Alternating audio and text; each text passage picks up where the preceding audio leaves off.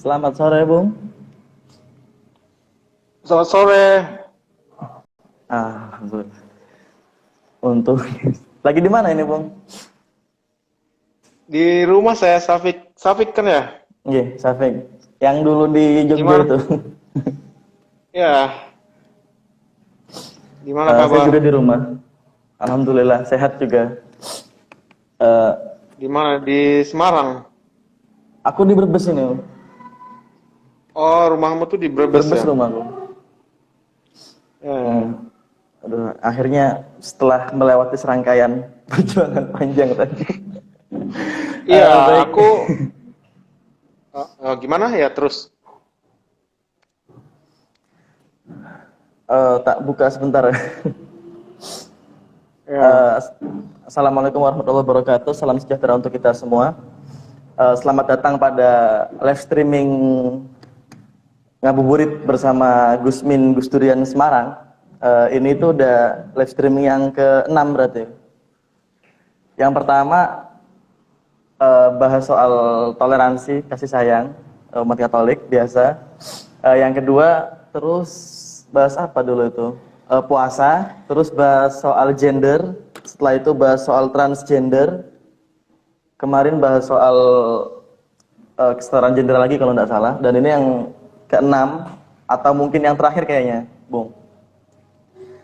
Ada request dari beberapa teman, termasuk ternyata Lala yang ngerjain saya, tiba-tiba bikin pamflet langsung share ke aku bicara soal bencana ekologi yang terjadi di Kota Semarang.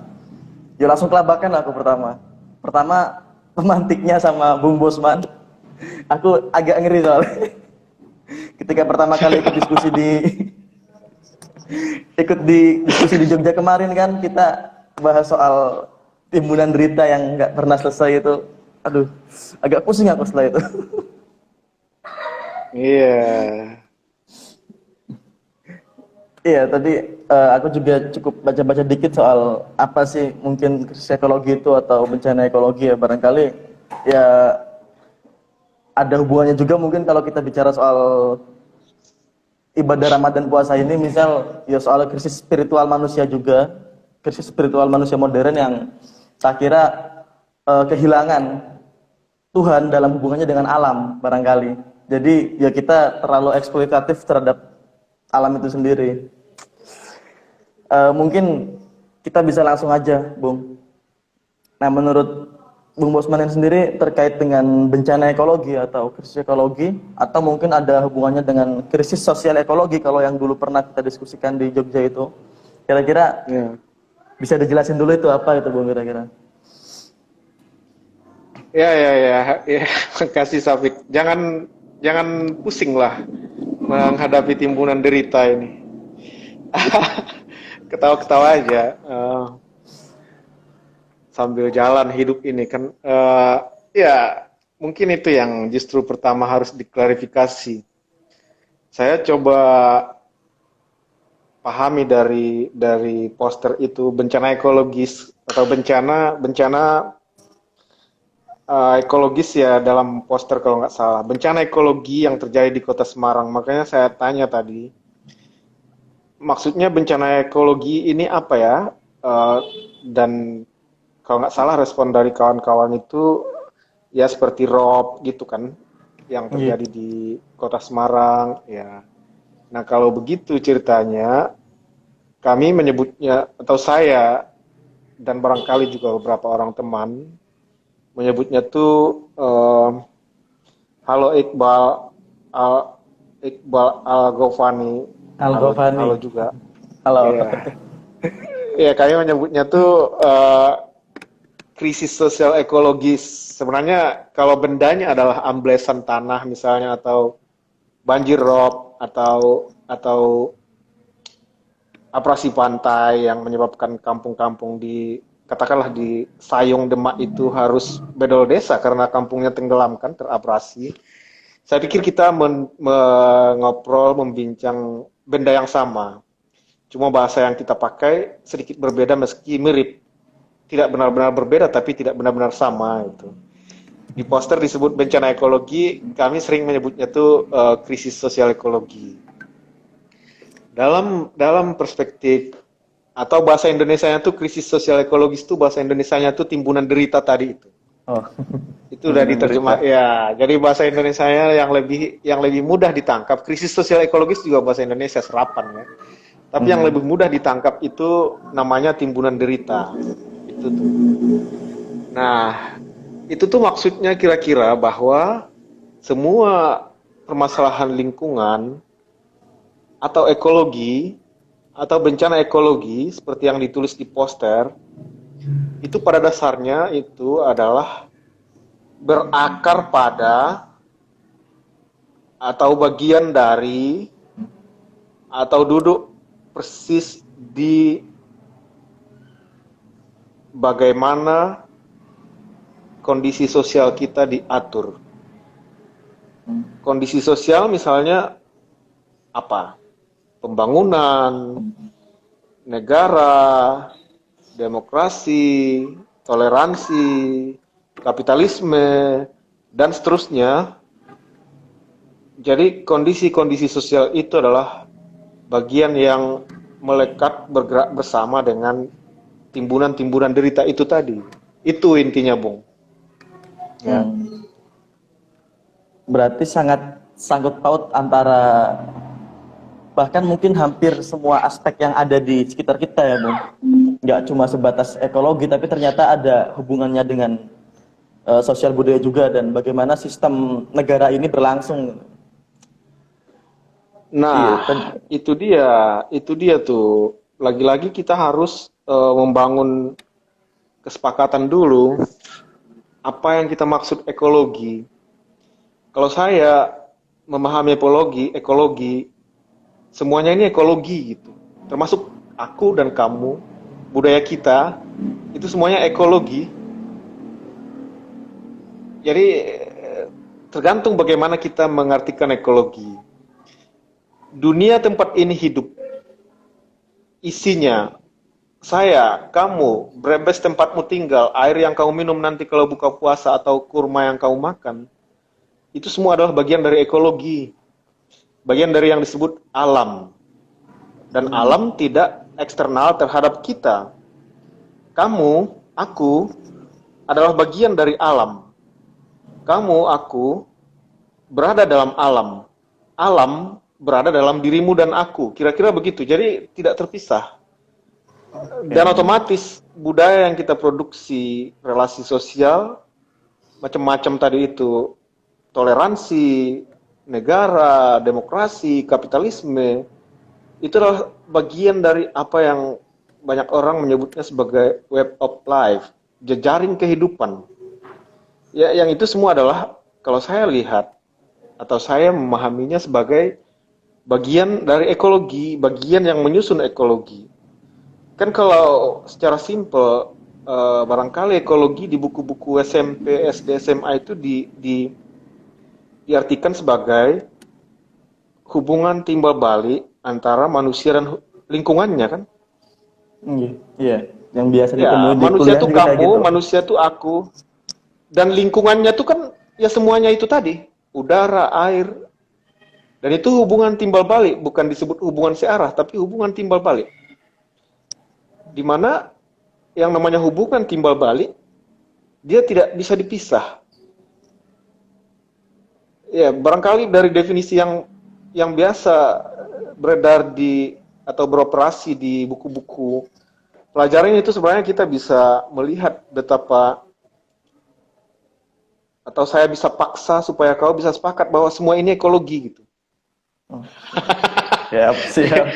Tapi kalau memaksa mungkin terlalu kejam ya. Atau saya coba dekati kamu supaya kamu yakin bahwa atau teman-teman yang lain yakin bahwa semuanya ini ekologi, termasuk kota gitu. Jadi ya itu kalau ekologi sungai misalnya dibayangkan sebagai ekosistem akuatik, kota adalah ekosistem sosial, ekokomunitas, ekosistem komunitas sosial. Jadi dia juga ekologi dan judul dari awal yang kami pakai menamai timbunan derita itu tadi adalah krisis sosial ekologis di mana yang sosial, yang dibayangkan sebagai sosial dan yang dibayangkan sebagai ekologis, yang mana keduanya seringkali dibayangkan terpisah. Kami coba tunjukkan bahwa dia sebenarnya satu dalam kasus-kasus timbunan-timbunan derita itu.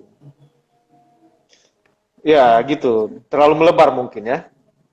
Tapi dari situ cukup jelas ya. Ya, aku pun kadang mikirnya itu yang namanya ekologi itu ya berhubungan dengan hal yang berbau alam gitu. Kalau kota mungkin masuk ekosistem yang lain, tapi kan ya aku cukup ingat juga ketika diskusi kemarin di Jogja ya, bahwasannya ya kita emang nggak bisa terpisahkan dari apa sih itu, bahwasanya semua tadi juga termasuk kita juga ternyata ekologi. Mungkin kalau nggak salah dalam Islam sendiri istilah makhluk itu kan apa-apa selain Allah barangkali ya itu juga yang namanya alam gitu. Nah ini melebar juga.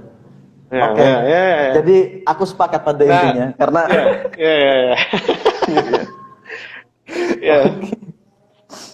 Nah, oke, berarti mungkin kita agak menggeser atau agak mengubah judul tadi, yang mana itu juga kayaknya baru dirancang malam ini, barusan bencana ekologi yang terjadi di Kota Semarang mungkin diganti krisis sosial ekologi yang terjadi di Kota Semarang. Ya, sebenarnya bencana ekologi juga nggak apa-apa, tapi kan kita berusaha untuk mau berbagi cara pandang itu tadi. Dan masuk akal kan penjelasannya. Bahkan di dalam dirimu yang sedang puasa itu, sekitar 60% tuh air yang disebut H2O itu dalam sel badanmu. Kalau itu diambil, kamu mati karena dia 60% menyusun tubuhmu. Jadi pertanyaanku kemudian untuk mengetes apakah benar kamu adalah bagian dari ekologi, apakah bisa dipisahkan air dari safit? Dia 60% menyusun tubuhmu 60%. Gitu. Nah itu menurutku satu pembuktian yang sangat jitu untuk menunjukkan bahwa kamu tuh ya alam itu, bagian dari ekologi itu. Alam itu ada dalam dirimu, dan dirimu ada dalam alam itu. Kira-kira gitulah. Mungkin kalau dalam literatur Islam ya, secara sejarah, misal manusia itu dari apa kan? Dari tanah ya, kalau tak pikir juga, iya juga sih. Oke. Ya, bagus itu yang saya lihat. Kita melebar sedikit lagi ya. Saya masih berusaha meyakinkan. Saya lihat tadi ada tulisan di satu blog yang bilang, mengutip orang Wadas kalau nggak salah. Apa dia bilang? Pohon itu tulang, tanah itu air atau apa? Tanah itu daging atau apa? Sungai itu tanah. Itu kayak metafora yang disampaikan ibu-ibu orang Wadas kalau nggak salah, yang baru diserang polisi kemarin itu. Dia kasih metafora begitu. Tapi saya pikir metafora seperti itu sangat kuat. Karena dia melihat pohon adalah tulangnya, sungai adalah darah, dan tanah adalah daging. Yang mana kalau tulang atau daging diambil mati kan, atau rusak kan, sakit gitu. Demikian juga dengan kita masuk ke tema Rob tadi itu. Kalau tulang, darah dan daging dari elemen ini diambil, sakit kan. Sakit muncul dalam timbunan derita, misalnya banjir rob, amblesan tanah atau abrasi pantai. Kira-kira begitulah. Oke. Dan mungkin kira-kira kalau kita bicara dalam konteks Semarang sendiri, Ya.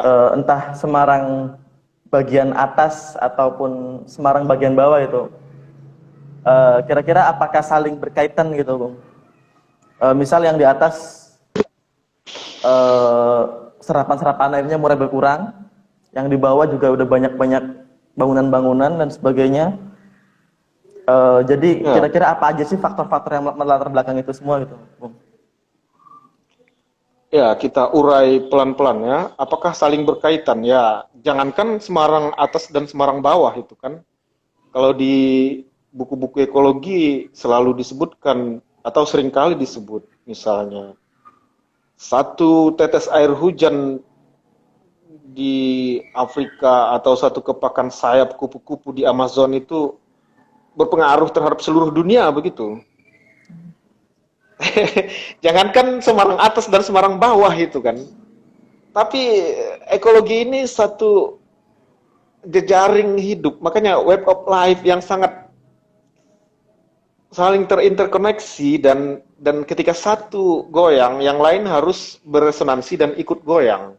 Ketika di Semarang bagian atas itu misalnya yang semakin ke sini semakin banyak pembangunan, otomatis ketika hujan turun misalnya di daerah Meteseh atau Tembalang, dia akan langsung mengalir ke ceruk-ceruk atau cekungan-cekungan permukaan. Karena pohon-pohon yang mengintersepsi itu pohon tuh lewat daunnya kan dia mengintersepsi. Setiap daun itu kemudian menampung barangkali satu tetes air hujan. Tapi kalau banyak pohon, itu akan jadi banyak. Itu namanya intersepsi dalam siklus air.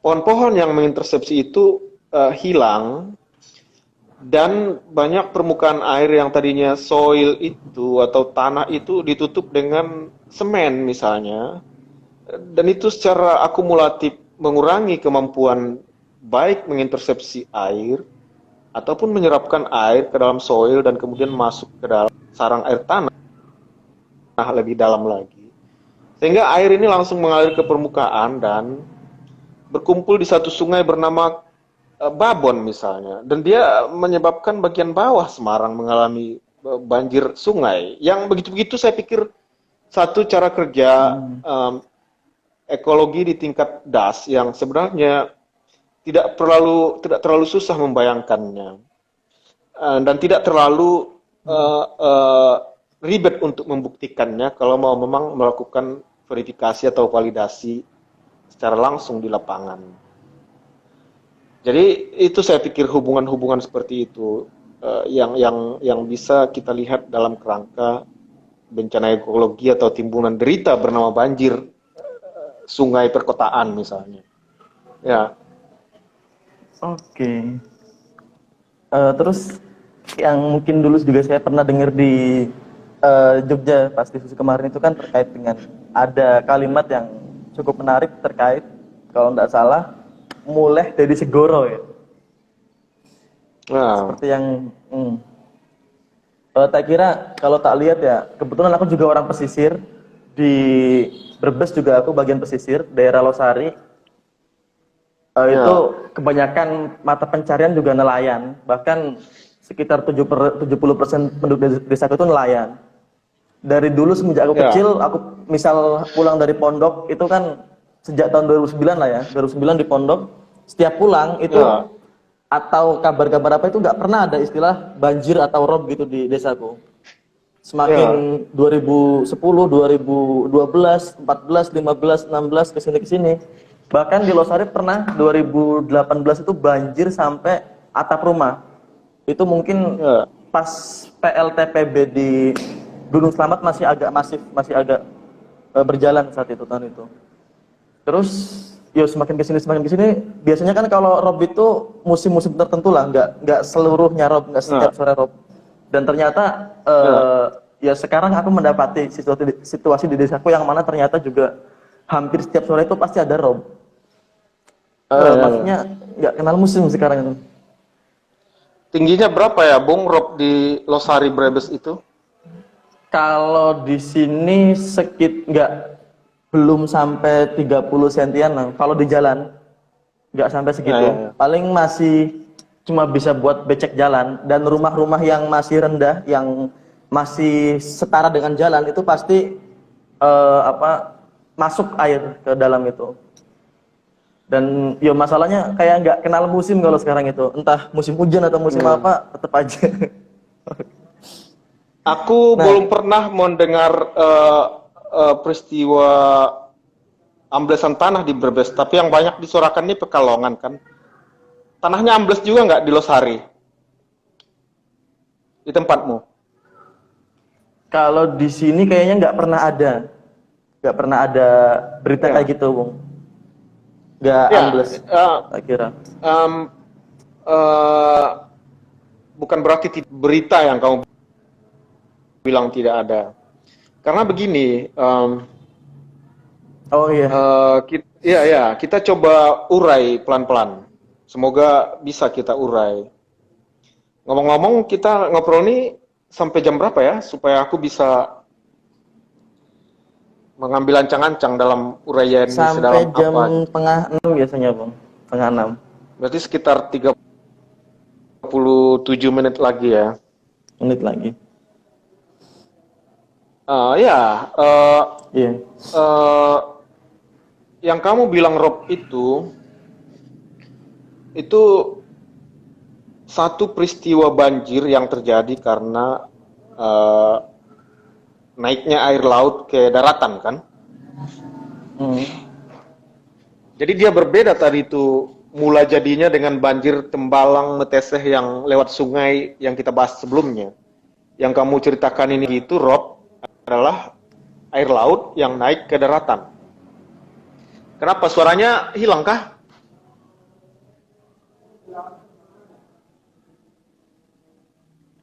Suaranya masih bisa ini. Iya, suaranya agak itu, Bung. Agak nggak kedengeran itu. Sinyal paling. Suaraku agak nggak kedengaran ya. Iya. Kalau ini? Berhenti-berhenti gitu, putus-putus.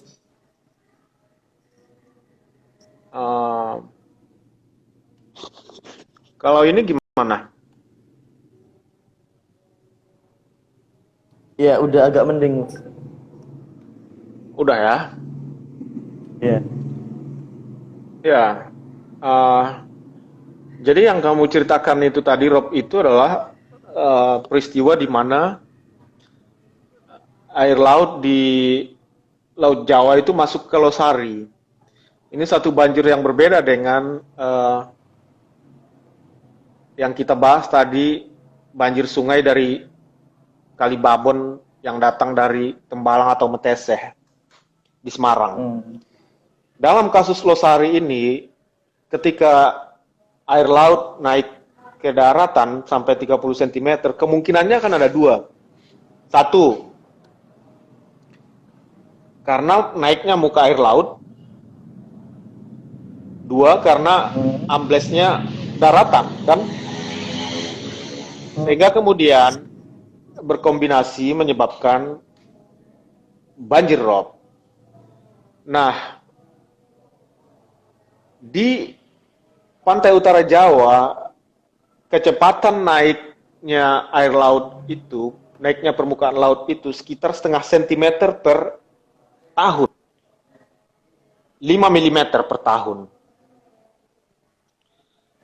Penurunan tanah, makanya saya nggak tahu di Brebes tadi, tapi di Pekalongan, di Semarang, di Demak, di Jakarta, itu ada tempat-tempat tertentu yang mencapai 20 cm per tahun. Kalau kita bandingkan 20 cm banding setengah centimeter, itu artinya kecepatan penurunan tanah 40 kali lebih besar dari kenaikan muka air laut. Iya kan? 20 cm dengan setengah centimeter. Artinya faktor yang paling dominan mengontrol terjadinya rob itu adalah penurunan tanah. Nah, sekarang kenapa penurunan tanah itu terjadi? Ada banyak penyebab. Tapi yang paling dominan, yang sering disebut orang adalah satu, ekstraksi air tanah. Yang kedua, pembebanan bangunan. Celakanya, di kota macam Pekalongan dan Semarang, pemerintah itu justru melalui program bernama PNPM Mandiri atau Pamsimas, membangun sumur-sumur air tanah dalam untuk memenuhi kebutuhan air warga. Karena PDAM tidak bisa mengcover 100% kebutuhan air warga.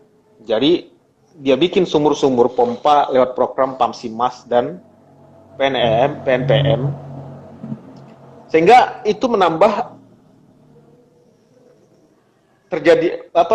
faktor terjadinya amblesan tanah.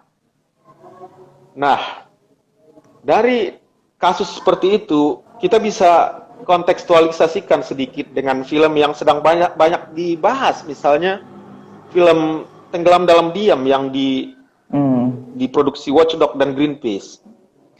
Itu saya pikir film yang sangat textbook thinking. Dalam arti, saya maksud textbook thinking, dia adalah apa yang disebut kampanye perubahan iklim ini kan kampanye global.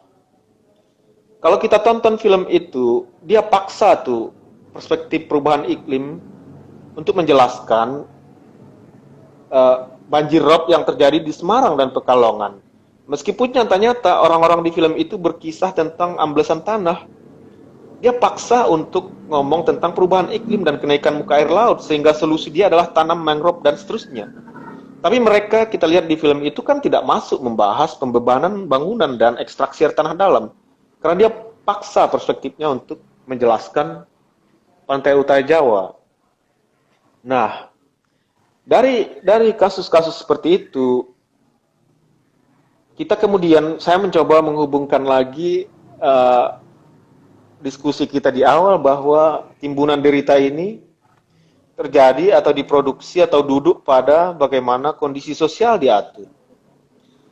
Amblesan tanah di bagian utara Jawa tadi misalnya, salah satu disebabkan oleh ekstraksi air tanah dalam yang diperparah oleh program yang dilakukan negara lewat PNPM dan Pamsimas, dan pembangunan gedung-gedung berat atau infrastruktur berat seperti tol dan tanggul laut Semarang yang sedang dibangun di bagian utara itu dan direncanakan sampai ke Kendal. Itu kan faktor-faktor sosial yang kalau dalam obrolan di atas sebelumnya tadi saya coba sebut sebagai negara, karena aktor pelaku utamanya adalah negara yang mendorong program-program itu. Itu yang saya maksud dengan kondisi sosial. Jadi di situ kita bisa melihat bagaimana timbunan-timbunan derita yang saya prediksi ke depan teman-teman di Losari, tempatmu Brebes itu akan semakin rawan, semakin rentan dengan rob. Itu nggak bisa dilepaskan dari bagaimana kondisi sosial seperti cerita tadi itu, negara, demokrasi, pluralisme, kapitalisme, itu semuanya beroperasi. Jadi dia tuh nggak bisa dipisah gitu. Gitu, Bung. Oke. Lagi-lagi cukup rumit kalau kita bahasa. Soalnya, ya mungkin memang, apalagi wacana KIB meskipun kawasan industri Brebes itu mau udah dipindah mungkin di Batang ya. Tapi kan tetap aja pabrik-pabrik di sini tetap berdiri, tetap setiap tahun pasti nambah gitu untuk pembangunan itu. Ya. Ya, itu saya butuh bereaksi nggak terhadap itu? Iya, mungkin. Ya, itu. Mungkin karena di sini kalau dulu kan nggak ada kamera yang ngeset gitu. Kalau ini kan live streaming langsung. Aku nggak apa-apa kalau kalau tapi saya kan berusaha untuk menjelaskan apa yang saya pahami tentang ceritamu tadi itu kan. Atau barangkali pengalaman banyak teman kita. Satu argumentasi yang sering dibangun oleh pemerintah adalah kawasan-kawasan industri yang dibuka di Jawa Tengah satu cara untuk menciptakan lapangan kerja, ya. Kemudian ujungnya adalah mendorong pertumbuhan ekonomi. Itu kan, ya. Tapi kalau kita bedah satu lapis aja, menurutku itu adalah satu retorika palsu, atau tidak palsu sebenarnya, tapi satu retorika yang menipu. Kenapa saya sebut menipu? Yang pertama misalnya, kalau kita hubungkan dengan masalah amblesan tadi, kasus-kasus di Semarang memperlihatkan bahwa kawasan-kawasan industri itu justru pengekstrak air tanah dalam yang paling kuat. Karena dia butuh air tuh kawasan-kawasan industri itu. Yang kedua, yang namanya pabrik itu ada pemiliknya, Pak.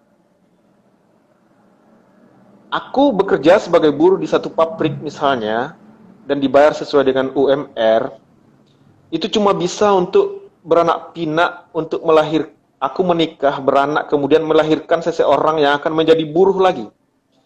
UMR Brebes itu berapa? Di bawah 2 juta barangkali kan, dan itu yang harus 1,9 dipakai untuk kayaknya. hidup. Ya, sekitar 2 juta kan. Itu yang harus dipakai hidup sebulan. Kalau kita baca dari mana UMR itu datang, itu dari peraturan Menteri Tenaga Kerja yang biasanya menyebutkan di pasal 1 bahwa yang disebut upah minimum, apa istilahnya, kebutuhan hidup layak. Dari situ UMR datang. Itu adalah kebutuhan yang bagi seorang yang tidak menikah selama 1 bulan, seorang lajang untuk seorang gitu. Kita lihat komponennya, beli handuk, beli telur, yang kalau aku bayangkan itu cukup untuk membuat seorang buruh hidup, berkeluarga, beranak, tapi tidak sanggup, tidak bisa untuk memperbaiki hidupnya lebih baik karena ngepas itu untuk hidup dan bereproduksi, melahirkan buruh berikutnya. Itu satu fakta. Yang kedua, yang mendapatkan untung sangat banyak kemudian dari peristiwa ekstraksi air tanah dalam tadi dan pekerjaan buruh yang cuma dibayar ngepas itu adalah pemilik pabrik. Dari situ kita bisa melihat bahwa sebenarnya pertumbuhan ekonomi, perbaikan ekonomi terjadi bagi pemilik pabrik. Sementara bagi pekerja, itu ngepas untuk hidup, untuk memproduksi generasi buruh berikutnya. Nah, dari situ kita bisa lebih kritis mempertanyakan sebenarnya yang dimaksud dengan membuka lapangan kerja dan pertumbuhan ekonomi itu utamanya menguntungkan siapa dan merugikan siapa? Merugikan orang Brebes misalnya yang akan semakin terancam dengan amblesan tanah karena pabrik-pabrik itu tadi menyedot air tanah dalam. Jadi itu bukan sesuatu yang netral, dan di situ kita kembali lagi kepada definisi tadi. Ekspansi kawasan industri itu adalah bagaimana sosial diatur, yang itu kita sebut sebagai kapitalisme, yang tidak bisa lagi-lagi dipisahkan kalau kita ikuti logika perbincangan ini dari timbunan derita seperti banjir rob dan amblesan tanah. Itu yang kami maksud sebagai krisis sosial ekologi, atau yang barangkali dalam bahasa teman-teman itu bencana ekologi. Ya. Oke, cukup bisa tak tangkap. Dan mungkin ini ke pembahasan selanjutnya ya, terkait dari semua katakanlah timbunan derita atau krisis sosial ekologi yang tak kira banyak terjadi juga, misal di kota-kota, terutama di pesisir pantai bagian utara Jawa ya kalau nggak salah, dari Cirebon, Indramayu sampai Brebes sampai Semarang ke timur lagi. Dan juga kabarnya aku juga punya teman di lereng Gunung Slamet, itu termasuk daerah tertinggi di Brebes, sekitar 1.700 di atas permukaan tanah itu, atau 1.500-an lah sekitar segitu. Kabar kemarin ternyata di situ juga banjir besar itu, banjir dari atas. Dan memang ternyata udah akhir-akhir tahun ini juga udah sering terjadi banjir di wilayah atas itu. Ya tak kira dari semua timbunan derita yang ada itu, bahkan mungkin di luar Pulau Jawa yang jarang terekspos, apa sih yang mungkin kita sebagai masyarakat sipil atau mungkin kawan-kawan di sini yang nonton dari mahasiswa atau dari kalangan buruh atau tani atau masyarakat sipil yang lain itu apa sih yang bisa kita kerjakan gitu? Apa sih yang bisa kita kontribusikan, apa yang bisa kita lakukan untuk seenggaknya menanggulangi hal itu, mencegah dulu lah, jangan gitu. Iya, iya. Mohon maaf kalau saya agak kejam ya. Omonganmu menanggulangi atau mencegah itu terlalu besar menurutku. Karena itu menunjukkan bagiku orang ngomong seperti itu belum memahami betapa besarnya permasalahan ini. Hmm. Berat menanggulangi itu ya. Yang kedua, tergantung apa yang saya lagi-lagi tergantung. Kita bangun definisi dulu ketika kita ngomong sesuatu. Dari awal kan coba begitu. Tergantung apa yang kita maksud dengan satu langkah atau satu tindakan konkret. Kalau tindakan konkret yang dianggap tindakan konkret adalah yang material, misalnya memecah batu, pecahlah batu itu kan. Kalau saya ngobrol seperti ini bagi saya adalah tindakan konkret. Karena saya menyasar isi kepala orang, perubahan dalam isi kepala orang. Karena saya tahu bahwa ini bukan permasalahan gampang, tidak gampang mengatasinya. Saya tahu ini menyangkut cara berpikir, menyangkut bagaimana pengetahuan diproduksi, menyangkut susunan masyarakat yang timpang, yang direproduksi terus-menerus, menyangkut banyak kepentingan elit, maka saya pikir bagi saya ngobrol seperti ini juga udah konkret.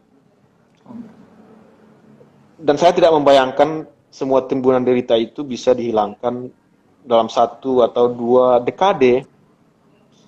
Karena harus ngobrol banyak orang dan semuanya harus mau berubah secara total. Karena tidak bisa secara sepotong-sepotong. Misalnya perubahan iklim tadi yang dihubungkan dengan produksi karbon misalnya, pemanasan global kan terjadi katanya salah satunya karena emisi karbon yang meningkat. Kalau cuma bung yang tidak pakai motor, ya tidak ada artinya kan?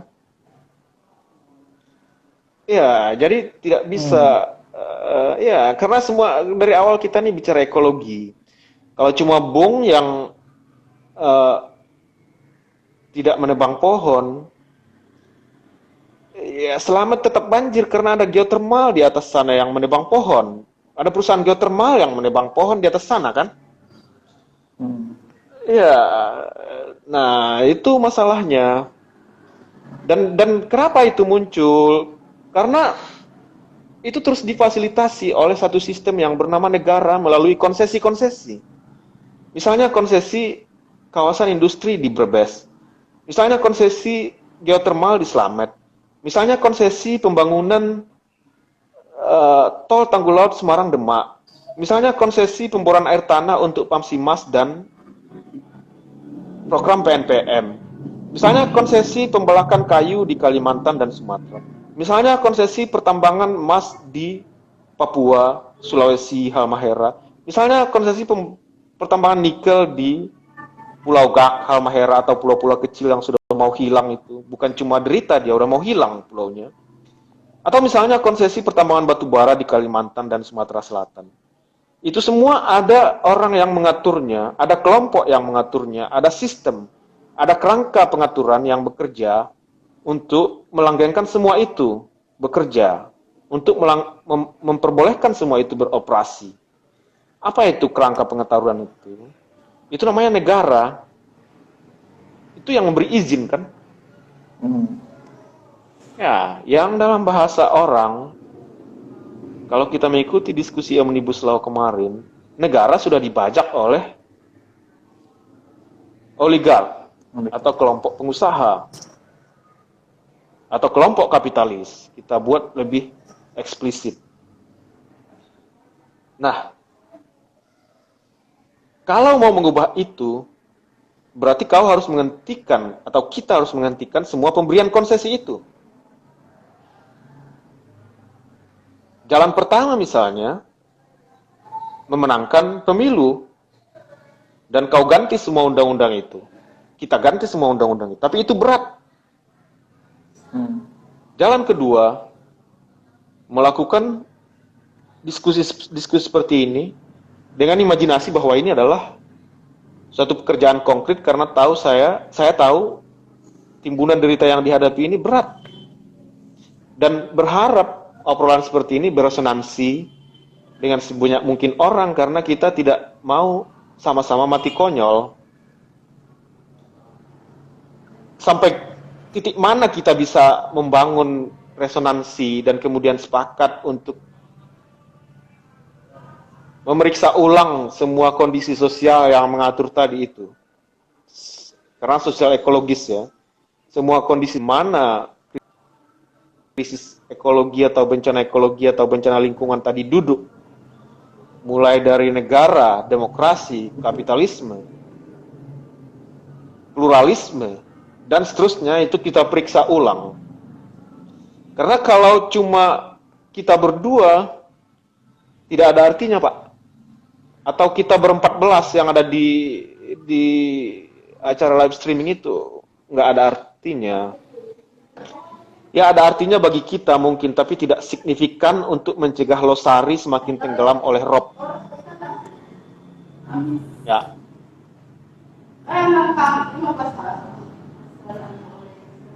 Kira-kira gitu, Pak.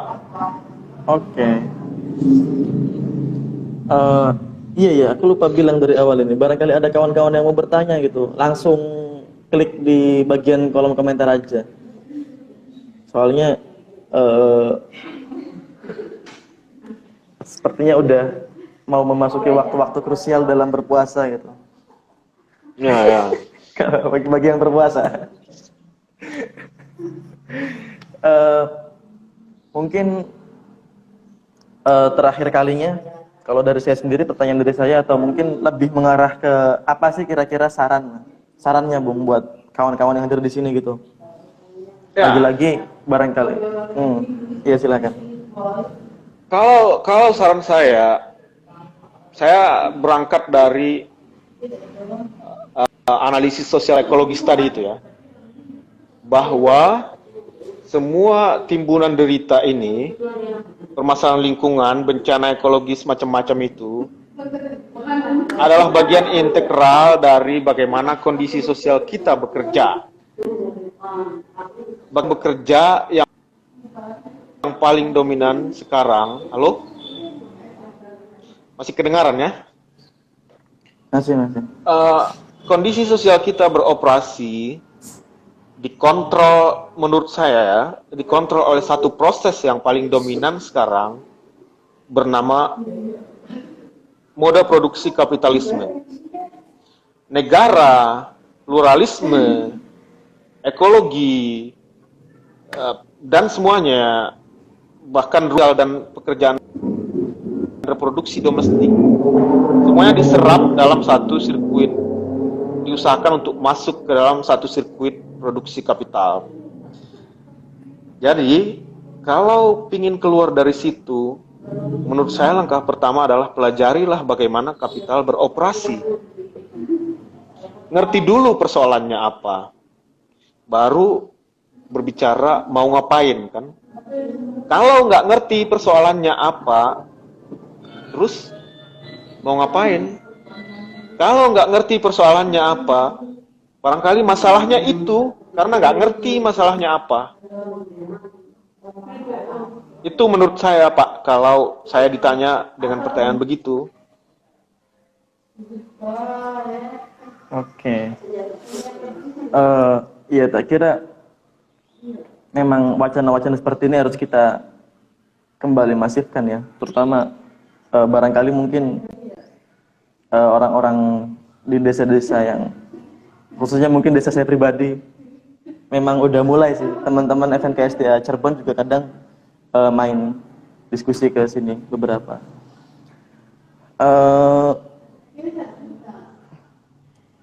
Tak kira udah waktunya udah selesai kayaknya ini, Bung. Biasanya umumnya sebenarnya nggak cukup kita untuk bahas cuma sekedar 45 menit atau 50 menit ini. Karena ini efeknya mungkin akan berasa seumur hidup kita gitu, bahasan soal krisis sosial ekologi ini. Barangkali ada closing terakhir, Bung, sebelum diselesaikan? Selamat berbuka Atau- puasa dan terima kasih. Semoga semuanya sehat-sehat. Oke. Ya. Siap.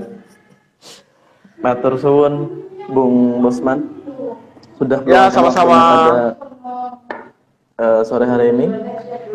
Untuk kawan-kawan yang masih setia menonton live streaming ini sampai selesai, dan untuk kawan-kawan yang mungkin nanti juga akan hadir di live streaming selanjutnya, jangan lupa untuk share-share juga ya, share-share pamfletnya biar kita nonton bareng aja gitu.